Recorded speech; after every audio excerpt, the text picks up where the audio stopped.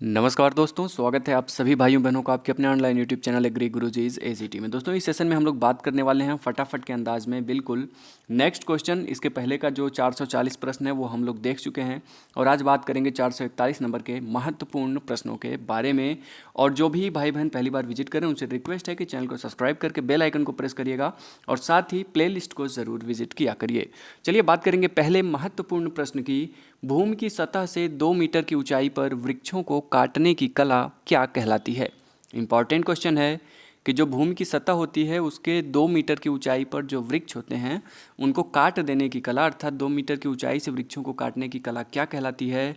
Bracing, pollarding, hedging या फिर ब्रूसिंग। Most important question है ये आपके एग्जाम के दृष्टिकोण से। और बिल्कुल सही जवाब क्या होगा, पोलार्डिंग कहा जाता है। ऑप्शन नंबर बी बिल्कुल सही जवाब होगा। नेक्स्ट क्वेश्चन की बात करें, परंपरागत नियमों जो कि समाज द्वारा मान्य होते हैं उन्हें क्या कहा जाता है। तो ऐसे नियम जो परंपरागत हैं, कल्चरल हैं, जो समाज द्वारा मान्य होते हैं उन्हें क्या कहा जाता है। कस्टम्स कहा जाता है, रीति रिवाज कहा जाता है। नेक्स्ट क्वेश्चन है, निम्नलिखित में से कौन सी एक मछली नहीं है। Silver fish, milk fish, dog fish या फिर बॉम्बे डक। इनमें से कौन सी मछली नहीं है। और ये बहुत महत्वपूर्ण सवाल है। बिल्कुल जो सिल्वर फिश है यह एक प्रकार का कीड़ा होता है, यह मछली नहीं होता है, याद रखिएगा। नेक्स्ट वन की बात करेंगे, गेहूं के सुरक्षित भंडारण के लिए दानों में नमी की मात्रा कितनी होनी चाहिए। 2 से 5%, 5 से 10%, 10 से 12% या फिर 14 से 16%। कई बार हम लोगों ने इसको देखा है और इम्पॉर्टेंट के साथ साथ इजी प्रश्न भी है। और अगर आप सभी भाई बहन चाहते हैं कि 3 दिन जो हमारे पास बचा हुआ है उसके बाद हमारा टीजीटी पीजीटी का एग्ज़ाम है, इसमें अगर हम लोग किसी बुक का रिवीजन करें, जैसे नेमराज सुंडा वगैरह का अगर बुक का रिवीजन हम लोग 3 से 4 दिन में कर लें तो कैसा रहेगा, क्या सेशन स्टार्ट किया जाए। अगर आप लोग चाहते हैं कि क्विक रिवीजन करवाया जाए 3 दिन के अंदर पूरी बुक को ख़त्म करने का, तो फटाफट कमेंट करके यस में जवाब दीजिए कि हाँ सर करवाइए। तो बिल्कुल जो गेहूं के सुरक्षित, अगर आप लोग सहयोग करेंगे तभी हम उसको स्टार्ट करेंगे, बिना मतलब का कोई भी चीज़ यहाँ पर नहीं चलेगा एग्री गुरुजीज में। बिल्कुल तो गेहूं के सुरक्षित भंडारण के लिए जो दानों में नमी की मात्रा होती है वो कितनी होती है, तो 10 से 12% होनी चाहिए। ऑप्शन नंबर सी बिल्कुल सही जवाब हो जाएगा। बात करेंगे अगले महत्वपूर्ण प्रश्न की, सेंट्रीफ्यूगल पंप के सक्शन हेड की प्रैक्टिकल लिमिट क्या होती है। मोस्ट इंपॉर्टेंट क्वेश्चन है कि जो सेंट्रीफ्यूगल पंप होता है उसका जो सेक्शन हेड है उसका प्रैक्टिकल लिमिट कितना होता है। 10 मीटर, 2 मीटर, 5 मीटर या फिर 7 मीटर। तो आपको पता होना चाहिए, तो सही जवाब होगा 7 मीटर। सेंट्रीफ्यूगल पंप का जो सक्शन हेड होता है उसका लिमिट 7 मीटर होता है। बात करेंगे अगले महत्वपूर्ण प्रश्न की, अधिकांश फल किस गुण के होते हैं। Most important question. जो अधिकांश फल होते हैं वे क्षारीय होते हैं, अम्लीय होते हैं, उदासीन होते हैं या इनमें से कोई नहीं।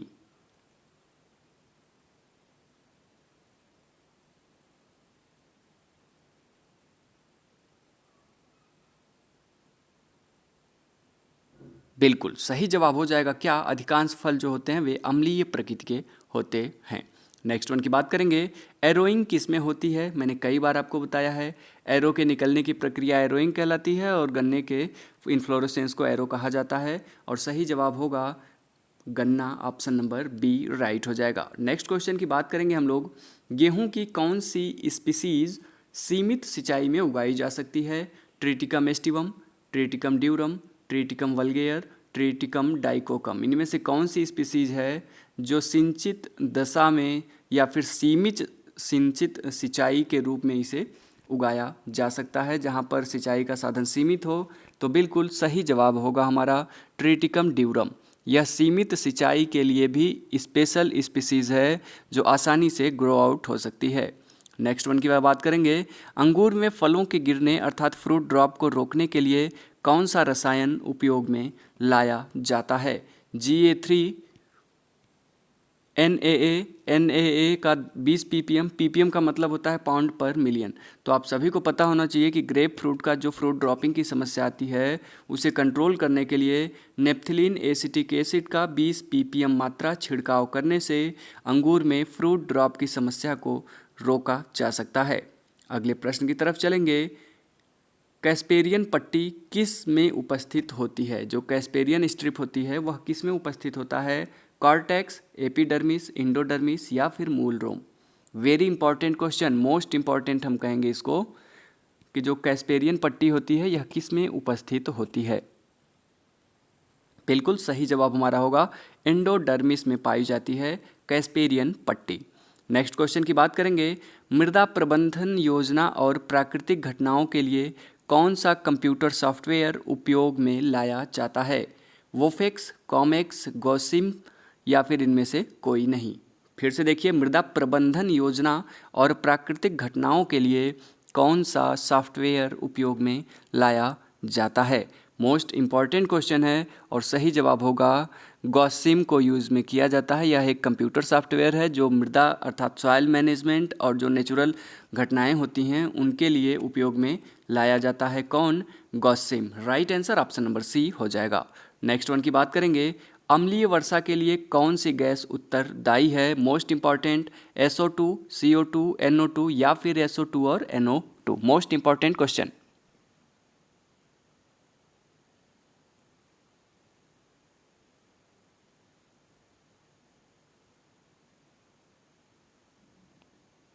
बिल्कुल सही जवाब जो होगा वो होगा SO2 और NO2 is responsible for acid rain. Next one की बात करेंगे, जोखिम कम करने के लिए देरी से वर्षा की स्थिति में कौन सी फसल उपयुक्त होगी? बारिश होने में लेट हो गया है, हमें फसल को बचाना है, तो उसके लिए हमें कौन सी फसल उपयुक्त रहेगी? तो बिल्कुल इम्पॉर्टेंट क्वेश्चन रहने वाला है ये आपके लिए और सही जवाब होगा सनफ्लावर, सूरजमुखी। जोखिम कम करने के लिए अर्थात वर्षाधीन क्षेत्रों में जोखिम को कम करने के लिए, अच्छा उत्पादन लेने के लिए सोयाबीन हमारी सबसे सुटेबल क्रॉप हो जाएगी। नेक्स्ट वन की बात करेंगे, सॉरी सूरजमुखी हमारी सुटेबल क्रॉप हो जाएगी, नॉट सोयाबीन। कभी कभी फंबल हो जाता है बोलने में, कोई बात नहीं। इन सीटू, मृदा जल मापने के लिए इन सीटू और एक्स सीटू दो प्रकार के सॉइल का हम लोग मेजरमेंट करते हैं, सॉइल वाटर का। तो जो बात कर रहा है इन सीटू का, इन सीटू मृदा जल मापने के लिए सबसे उपयुक्त उपकरण कौन सा होता है? TDR, जिप्सम ब्लॉक, टेंसियोमीटर या फिर neutron probe? Most important question, जो इन सीटू मृदा जल मापने के लिए यूज़ में लाया जाता है वह कौन सा यंत्र होता है? तो बिल्कुल TDR का इस्तेमाल किया जाता है। बात करेंगे अगले महत्वपूर्ण प्रश्न की, मछली में पाया जाने वाला वह कौन सा जैव रसायन है जो कि कार्डियोवास्कुलर रोगों को कम करने में सहायक है? मोस्ट इंपॉर्टेंट क्वेश्चन, कुल वाष्पशील क्षारीय nitrogen, trimethylamine, poly unsaturated fatty acid या फिर ओमेगा 3 फैटी एसिड? तो मछली में आप सभी लोग जानते हैं कि एक ऐसा जैव रसायन पाया जाता है जिसका नाम क्या है? Omega 3 fatty acid. इसका मुख्य कार्य क्या होता है? तो यह कार्डियोवैस्कुलर रोगों से लड़ने में मदद करता है या उन रोगों को होने की संभावना को बिल्कुल न्यून कर देता है। ओमेगा 3 फैटी एसिड याद रखिएगा, मछली में पाया जाता है, कार्डियोवैस्कुलर रोग से प्रिवेंट करता है। नेक्स्ट वन की बात करेंगे, रासायनिक घोल के फ्रीजिंग पॉइंट डिप्रेशन के मापन हेतु उपयोग करते हैं। तो जो रासायनिक घोल हमारा होता है उसके फ्रीजिंग पॉइंट डिप्रेशन के मापन हेतु कौन सा यंत्र उपयोग में लाया जाता है? ऑस्मोमीटर, विस्कोमीटर, कैलोरीमीटर या फिर कोई नहीं? बिल्कुल सही जवाब होगा ऑस्मोमीटर जो होता है, यह यूज में लाया जाता है रासायनिक घोल के फ्रीजिंग पॉइंट डिप्रेशन को मापने के लिए, ऑस्मोमीटर। नेक्स्ट वन की बात करेंगे हम लोग, अगला महत्वपूर्ण प्रश्न, किस कारण ग्रीन हाउस प्रभाव होता है? मोस्ट इंपॉर्टेंट, ओजोन परत के कम होने से, पृथ्वी पर आने वाली यूवी किरणों से, वातावरण में CO2 के स्तर में बढ़ोतरी से, बाहर जाने वाली दीर्घ तरंगदैर्घ्य तरंगों के अवशोषण से? तो बिल्कुल आप सभी को पता होगा, ये इजी क्वेश्चन है। जो ग्रीन हाउस होता है, ग्रीन हाउस इफेक्ट जो होता है, यह एक बहुत ही बुरा स्थिति से कहा जा सकता है एटमॉस्फेयर के लिए, और सही जवाब होगा वातावरण में CO2 के स्तर में बढ़ोतरी से। होता क्या है, थोड़ा सा आउटलाइन ले लीजिए। सूर्य का प्रकाश होता है, इधर हमारा परत पाया जाता है, वायुमंडलीय लेयर रहती हैं। सूर्य का प्रकाश हमारा आ तो जाता है क्योंकि इसकी पोटेंशियल जो होती है वो अधिक होती है पृथ्वी पर आते समय। यह हमारा धरातल है, पहुंच तो जाता है, लेकिन जो CO2 होता है यह वायुमंडल में जाकर के एक लेयर बना देता है, जिससे जब यहाँ से परावर्तन के परिणाम स्वरूप प्रकाश की किरणें वापस जाने लगती हैं तो ये इतना मोटा लेयर होता है और प्रकाश की इंटेंसिटी भी कम हो गई होती है, तो यह इसको भेद करके ऊपर नहीं जा पाती है, अर्थात एटमॉस्फेयर में रिलीज़ नहीं हो पाता है जो ऊष्मा रहता है, और यह यहीं रुक जाता है और धरातल के टेम्परेचर में लगातार वृद्धि करता रहता है। इसे ही कहते हैं ग्रीन हाउस इफेक्ट। तो इसका मेन कारण जो है वो वातावरण में CO2 के स्तर में बढ़ोतरी से है। और ओजोन परत का डिप्लीशन किससे होता है? O3 फार्मूला होता है ओजोन का, इसका डिप्लीशन जो होता है वो मेन काज जो है वो CFC है, क्लोरोफ्लोरोकार्बन, जो हमारे फ्रिज AC में जो गैस भरी जाती है वो सबसे हार्मफुल है for the prospectus of ozone layer. Next one की बात करेंगे, कार्टिलेजेस क्या है? One of the most important question. Epithelium ऊतक है, कनेक्टिव टिश्यू है, मस्कुलर टिश्यू या फिर कोई नहीं। जो कार्टिलेज होता है बिल्कुल दो प्रकार के पाए जाते हैं, उसमें हम अंदर नहीं चलेंगे, समय नहीं है हमारे एग्जाम के लिए।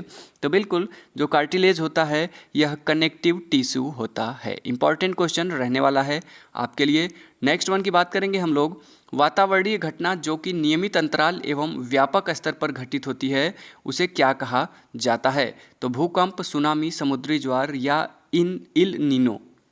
बिल्कुल इंपॉर्टेंट क्वेश्चन है और सही जवाब होगा समुद्री ज्वार कहा जाता है। फिनोमेनन वातावरणीय घटक है जो कि नियमित अंतराल और व्यापक स्तर पर घटित होता है। कौन?